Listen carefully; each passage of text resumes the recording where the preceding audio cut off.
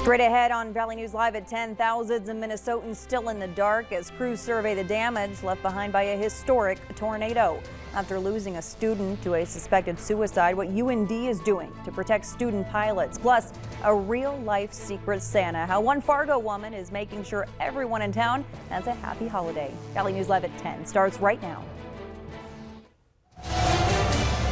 This is Valley News Live at 10. Good evening, everyone. Breaking news just into our newsroom. A new TikTok trend is causing concern across the nation, including in Beltrami County. The challenge advocates for school violence across the nation tomorrow. Just minutes ago, the Beltrami County Sheriff's Office said they're not aware of any credible threats in the area, but they do plan to have extra patrols at schools tomorrow just in case. Baltimore County Public Schools in Maryland are saying the threat originated in Arizona. Again, Beltrami County Sheriff Ernie Beadle says at this time there's no evidence that any violent incidents will occur locally, while adding it's your choice whether or not you send your child to school. A busy weekend ahead for many, and the weather may have a few surprises in store for us. Here to tell us about it is Chief Meteorologist Hutch Johnson. Hutch? Stacy, thank you so much, and good evening, everyone. Here in the 10 o'clock hour, storm is gone, and it's mentioned at the top of the program here that wind finally letting the flags rest a little bit across the valley. Quieting down. It looks like a cold night. Now, the peak gusts that we did measure today, 60 miles per hour at Hector, Wahpeton, 58 miles per hour. How about Valley City? Almost 55 miles per hour there. A lot of places over 50 miles per hour, a lot of places over 40 miles per hour. Even in Lakes Country, we had a few 50s, including Alexandria and Detroit Lakes at 52 miles per hour. Oh, those gusty winds, well, they ripped this flag apart. That tattered Old Glory may need to be, well, replaced. Greg, thank you for sharing your photo. Already below zero, the black line, the 0 degree line. That's going to migrate south and east as we go through the overnight. Mainly, cold temperatures will be the factor in the overnight forecast with dangerous wind chills 10 to 20 degrees below zero. Right now, clearing skies, very quiet winds. Yesterday was anything but quiet. Now, we did not get a bucket of snow from this system. I expected more. A trace to 2 inches across eastern North Dakota, a trace to 3 inches across much of western Minnesota, and then it changed to rain, 1 to over 2 inches of rain north of the Duluth area. 2 tornadoes confirmed. This one, they're thinking possibly close to an EF2. I'll have details on some more flakes in your forecast. Some of us will get more on Friday into Saturday morning than we got from this big historic system. Details in a minute. Stacey. All right. Thanks so much, Hutch. And make sure you have that Valley News Live Storm Team weather app on your phone. Just search VNL Weather in the App Store and you can download it for free. Thousands of customers still without power tonight as Minnesota saw its first ever confirmed tornado in December. The hardest hit city was Heartland in Freeborn County. That's just northwest of Albert Lea. One man says his 2-car garage ended up about a block away. Well, sitting on the couch and a loud noise happened and sirens went off. I went down the basement, just a loud bang. Everything went quiet and dark and come out and the garage is gone. And the roof was off the house. The tornado was spawned by a larger storm system that produced hurricane force winds of more than 75 miles an hour across the Great Plains and the Midwest. Winds in parts of Colorado exceeded 100 miles per hour. A man was killed by a falling tree in Rochester, Minnesota during yesterday's powerful storms. When first responders arrived, they found 65-year-old Keith Dickman under a 40-foot tall tree next to his pickup. He'd been struck in the head. New developments tonight on a story we've been following for you all week. Police have identified the pedestrian hit by a car Monday as 45-year-old Robert Powers of Minot.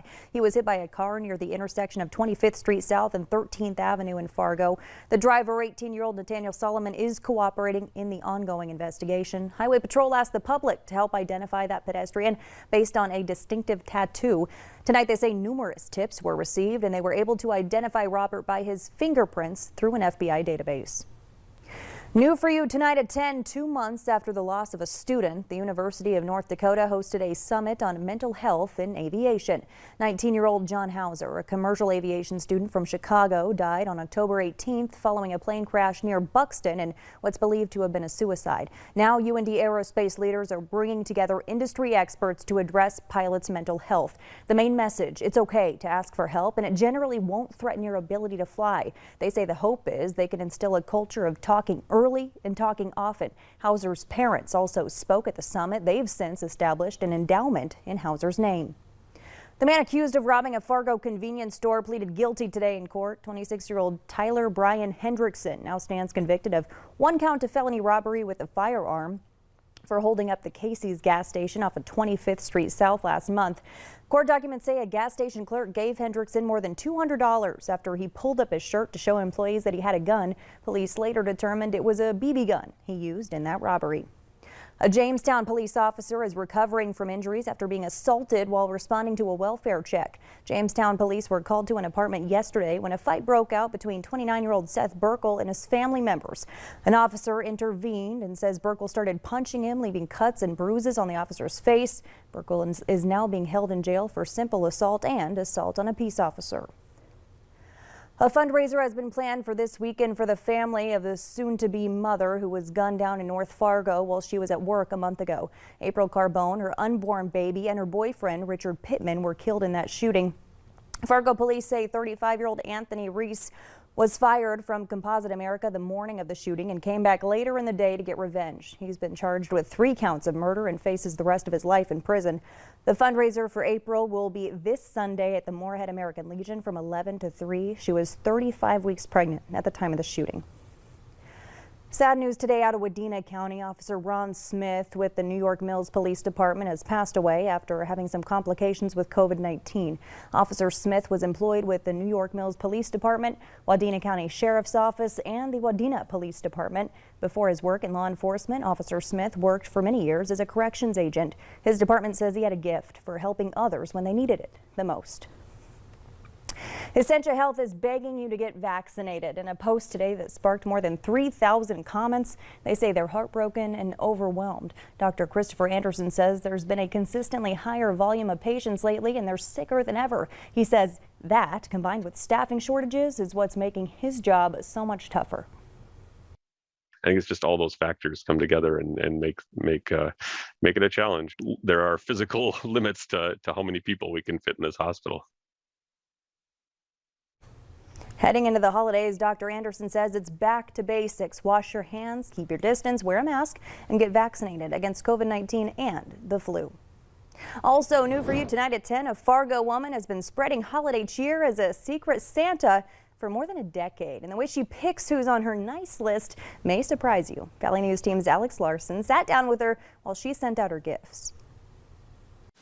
It's my passion every Christmas to do that. Mitzi Tekach spends parts of her nights during the holiday season writing Christmas cards to strangers. Bringing that Texas love up north. She moved to Fargo 2 years ago, but has been sending the cards every Christmas for the last 15 years. Tekach says it started while she was in line at the grocery store. This elderly woman that was standing in front of me was talking to somebody, and she was saying she's never received a Christmas card in her life. Tekach says that surprised her, so she decided to do something about it. I knew she had paid by a check, so after I paid for my purchase, I went to the manager and I explained why I needed her address. And she didn't stop there. I said to myself, what am I going to do with these 25 extra cards? Tekach decided to send out the rest and picked people by using the phone book. I just open up the yellow pages, I don't even look, and I kind of like do this, and then it says the address on there. I figure out where the zip code is, and I just write them all a nice little Christmas cheer. She writes a short message and includes a gift, but does not include a return address. Tekach says it's not about hearing back from those she sends gifts to. You know, in our everyday lives, a lot of people are in need of just an inspiration, just a little pick-me-up or something to keep them going. She says she often thinks about the people she sends the gifts to. It brings joy to my heart knowing that I could give somebody a little Christmas cheer. Alex Larson, Valley News Live. So cool. And Tekach says she encourages more people to try her method of spreading holiday cheer. Still ahead tonight, what the Fargo Amazon plant is doing to make sure your Christmas packages arrive on time. Did you notice a little bit of a cool down today? Those northwest winds gusting over 50 miles per hour ushered in temperatures in the afternoon that were nearly 30 degrees colder than yesterday. afternoon. Temperatures tonight are dip diving away. We'll have details on how low we go right after this.